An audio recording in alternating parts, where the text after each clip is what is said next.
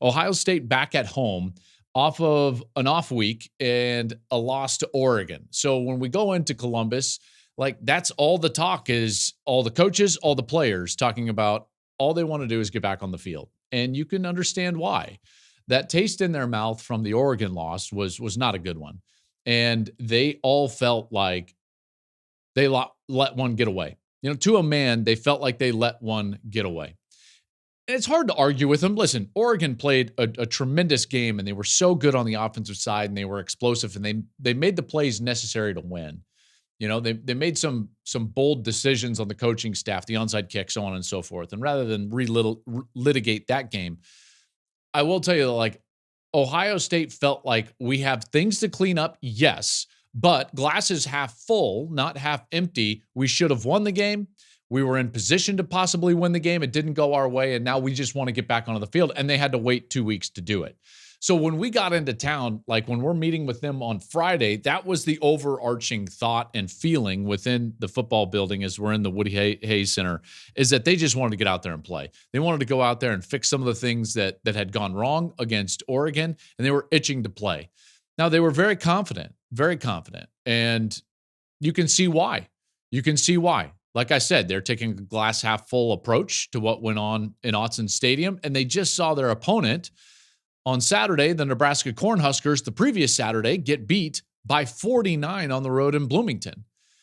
So I don't want to say that the Buckeyes were overconfident, but I got the sense on Friday that it was like, oh yeah, we can't wait to get out there. We can't wait to correct the wrongs. And it was a confident bunch.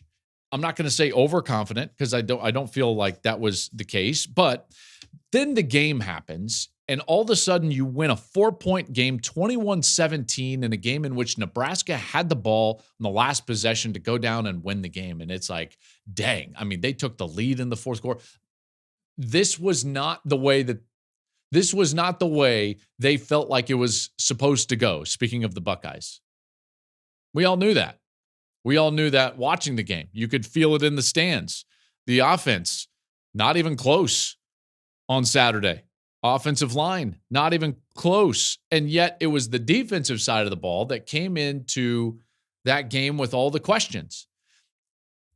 As I'm watching that game unfold, I'm sitting there and I'm like, all the questions were on the defensive side. And yet now all the questions I have are on the offensive side moving forward. So let's break it down. Let's start on that defensive side of the ball. They didn't get to the quarterback against Oregon, and they gave up 8 plays of 25 or more yards. So that's what everybody was talking about over the course of the last 2 weeks, was this defense. And would they get it corrected? What was it going to look like? The news that Ryan Day spent the bulk of his time with the defensive coaching staff over the last 2 weeks, and how there were, tough conversations in some ways, and there were definitely some things fixed and emphasized on that side of the ball. And then everyone wanted to see what it was going to look like. Well, this is what I saw, okay? This is what I saw. I saw a lot more creativity in the pass rush. So you have to understand, first and foremost, what they would do against Oregon is that a lot of times they would just rush their 4 down linemen. And that's been a staple for Ohio State for a long time. They've always had good pass rushers, some of the more elite pass rushers in college football, and they've relied on those guys to get the pressure without manipulating the structure of their defense, whether it was adding a second-level defender in a blitz and or creating a twist or a stunt up front with the defensive line and get it moving side to side and horizontaling and try to mess with the eyes of the offensive line and try to spring a rusher free in the quarterback's face. That's not generally what they used to do. And yet, right away against Nebraska, and it's like alarm bells. And we actually, in the broadcast, did it right away after the very first 3, the first 3 third downs, the first 3 third downs of the game, all were either blitzes or twists. So that's different. And I'm just like, okay, boom, here we go. And we showed it right there. And for the most part, that creativity and aggressiveness, I would say continued for the duration of the game. And this was a defense that you could tell they had a clear objective. And the objective was twofold. Number one was they wanted to get their cleats in the ground and stop trying to make calls and adjustments while the ball is snapped. They felt like they got caught a lot of times against Oregon 2 weeks prior. And so they wanted to get their, what they would call cleats in the ground, get their eyes in the backfield and let these quality athletes play. And once the ball is snapped, they wanted to be more creative and more aggressive with their defensive structure. And they did that. They did that on Saturday. There's no doubt. And the numbers bear that out. They got the 3 sacks of Dylan Raiola. They got 13 tackles for loss. Part of that is how aggressive they were being, but also part of that is the nature of Nebraska's offense. Nebraska's offense, even when they throw the ball, is going to be at or near the line of scrimmage. I was talking about that quite a bit during the course of the game. Nobody in the Big Ten throws the ball at or near the line of scrimmage more than Dylan Raiola and the Nebraska Cornhuskers. So you're just going to have more opportunities for those tackles for loss against Nebraska than really any other team in the conference. But give Ohio State a lot of credit because they were able to capitalize and actually make those tackles. So the production on that side went way up. And a lot of that was due to the creative nature of the way that they wanted to rush the passer and as well as the aggressive nature with which they wanted to call the defense. Get lined up, be aggressive. Get lined up, be aggressive. Get lined up, be aggressive. That's the mantra that started to unfold as the game played out. And that's certainly what I was feeling in the booth. And I'm sure you felt a little bit of that watching or being in the stands. Now, I will say, like, what you're going to have to take with that, if you're an Ohio State fan, is that you're going to see man coverage on the outside. You're going to see single coverage on the outside of the numbers. And again, we saw even Nebraska this time starting to target the corners for Ohio State. And these are corners that a lot of us thought very highly of, whether it's Igbinosun on one side or Denzel Ward on the other. Denzel Burke, excuse me. I always think of Denzel Ward just because the famous call, but Denzel Burke on the other. These two guys are quality corners, and yet they're being attacked. Why? Because they're in single coverage. And now, if this is going to be a mantra that is used moving forward from Jim Knowles in this defense in terms of the aggressiveness, that will continue. And so what you will see is teams will continue to take their shots in those one-on-one matchups. So those guys are going to be tested now every single week after what they've seen, what those opposing teams have seen on film. So that's the defensive side, and listen, it was good. It was good. Was it great? Well, I don't know if it was great. You gave up some big runs. The long run to Raiola, that was certainly not one that you would love to give up.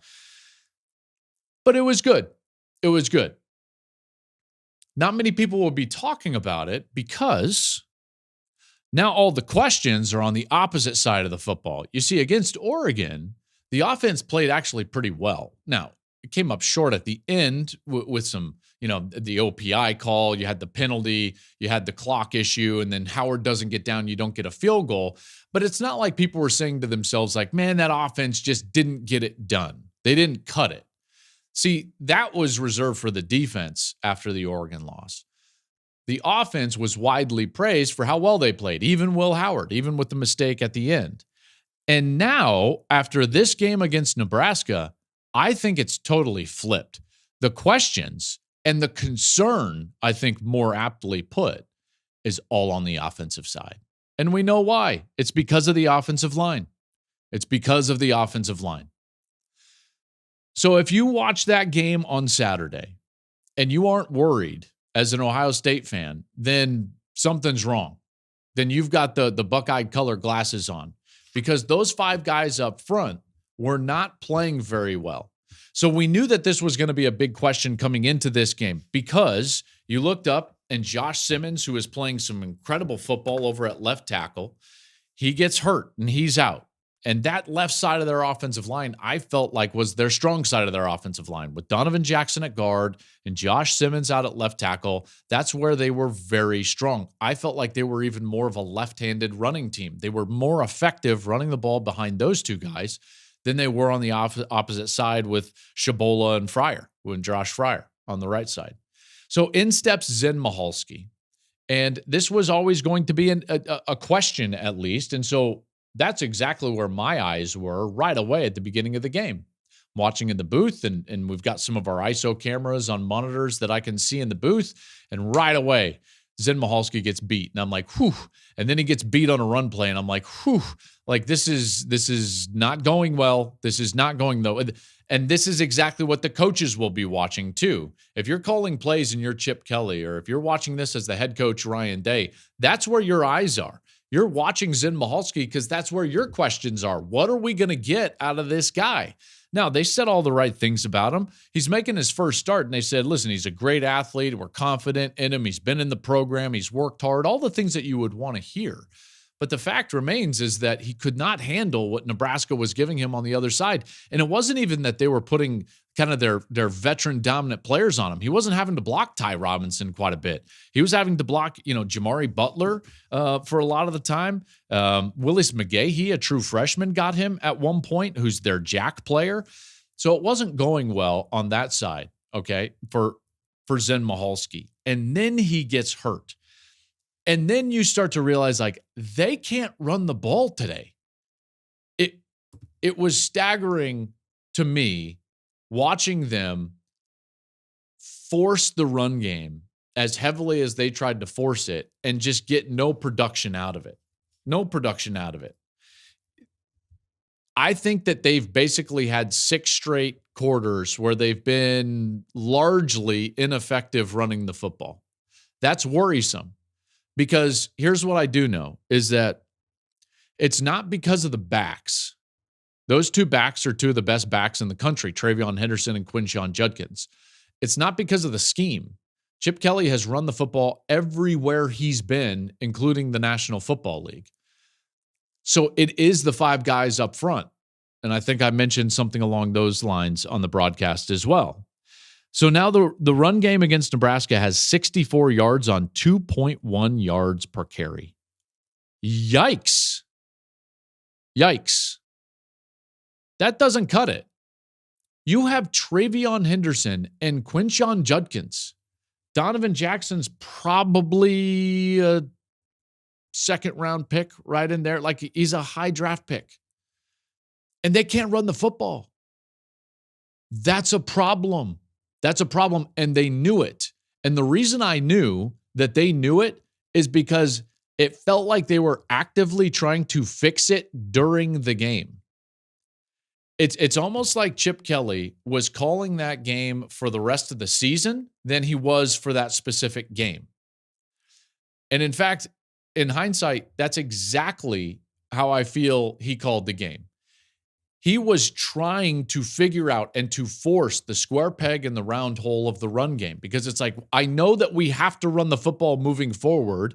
I don't know what I'm going to get out of this new rebuilt offensive line with Zen Michalski, and then all of a sudden Luke Montgomery comes into the game and Donovan Jackson's got to go out to the left tackle because Zen Michalski gets hurt.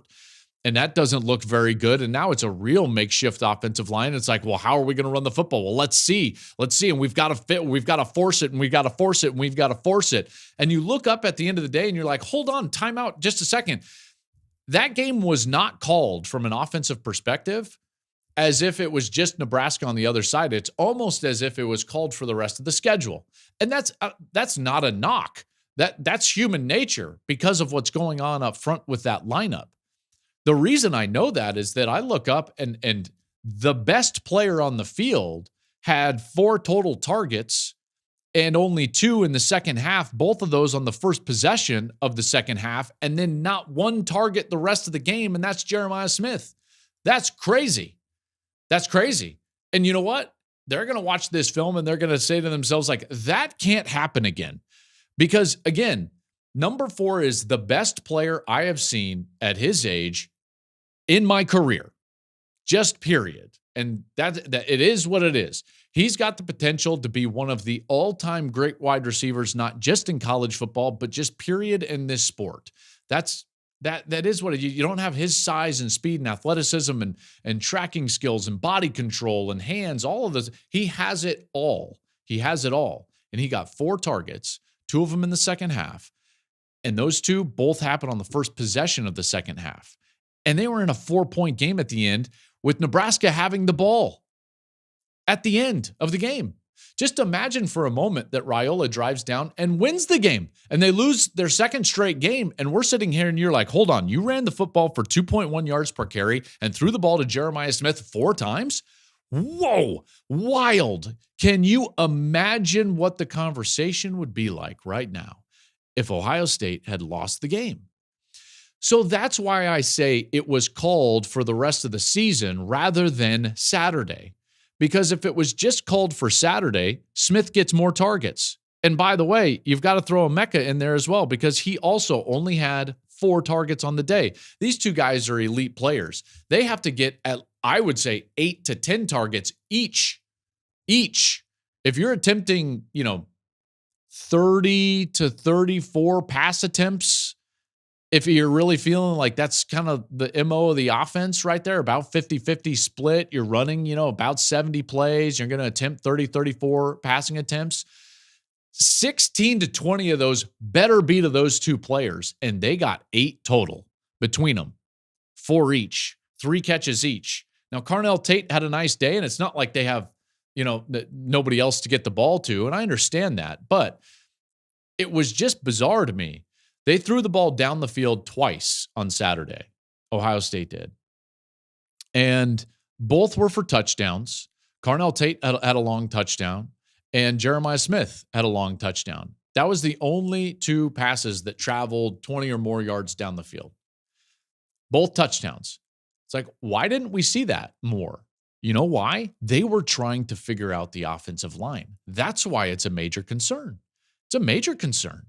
If they can't run the football, it's going to have to turn into what we've seen in the last 2 or 3 years, which is just a passing team at the end of the season. Now, do I think that they could still be like an elite team just throwing the football? Yeah, I do, because of those guys on the outside. And actually, I thought Will Howard is just continuing to develop in a pretty strong fashion. That team has major questions moving forward, and now they've got to see Penn State. And here's where I'll just sit with all of this, and then we'll move on into other games and teams, is that now Ohio State is going to take a totally rebuilt and brand new offensive line into Happy Valley to face Penn State and that pass rush. Nobody has more sacks over the last 3 seasons in college football than Penn State. They rush the passer. Nobody tries to get off the line of scrimmage faster than Penn State. Now, it does 2 things. 1, it gets them pressure on the quarterback, and 2, they actually have more offside penalties than anybody in college football. But with that crowd noise, they are going to get some serious pass rush. This is why Michigan had to abandon throwing the football last year and run the ball 32 straight times, because they couldn't block them in the passing game. That's why they ran it 32 straight times. They couldn't block Chop Robinson.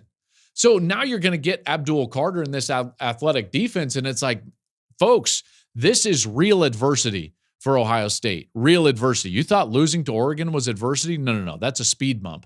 This is real adversity, because this is lineup issues, this is schematic issues, and this is matchup issues moving forward in what I think will be one of their toughest games of the season.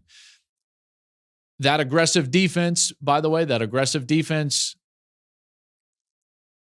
if their offense isn't going to be able to go and get into a shootout, if their offense isn't going to be able to be a balanced offense and run the football, and if this offense can't score 35 a game, then this defense might want to get less aggressive and run less man coverage and have less opportunities for explosive plays for the opposition.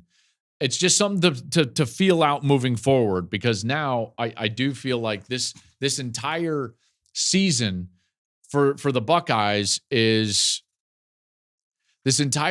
shifting for the Buckeyes, and it's getting real in a hurry, and the coaching staff will do a great job. I'm convinced of that. Thank you for watching the Joel Klatt Show YouTube channel. And if you liked this clip, make sure to like it and subscribe to the channel, and you can stay up to date on all of my college football coverage.